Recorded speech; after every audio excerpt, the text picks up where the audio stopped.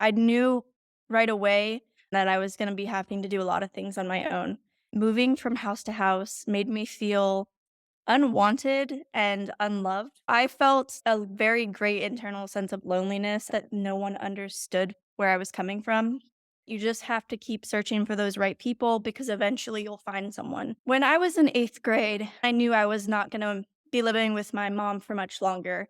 I was really struggling at home and I knew that things weren't right. And I actually found this out more so through my teachers. They were kind of coming up to me and saying, "Hey, we're noticing these things. Are you getting enough to eat? You're looking skinnier."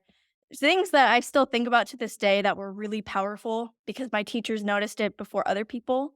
I went to my school counselor. I really worked up the nerve. I said, "Hey, I'm going to lay this all out." And I did. And they said, "Do you want to play Monopoly or Scrabble?" I just kindly was like, "I don't want to play any games." And I left. I was a young girl who was reaching out about issues at home, and my counselor completely dismissed what I had said. For a few years after that, I was afraid to reach out to people because I thought they wouldn't take me seriously. Having one bad situation can really change the game.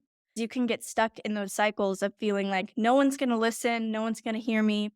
4 months ago, I was at a very low point. I started to remember a lot of things that I had suppressed as a child, and it started to really bother me.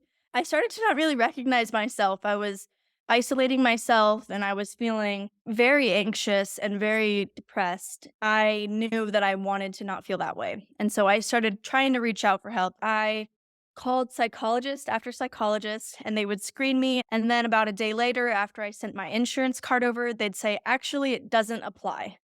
And I felt this burst of hope that I finally found someone. And then again, it just happened again. I got to the point where I said, "I don't want to do this anymore. This is hurting me right now." And so that's when I reached out to my local county. And I'm really thankful I was able to get in, and we'll see where that takes me. Don't be afraid of other people. Try to reach out to whoever you can. I did a lot of holding things in and normalizing things. And that can be really common for someone that's enduring something that is very traumatic. They have to normalize it to kind of make it through. I wish that I didn't stay in some situations and I just reached out because there's so many people that do care about you.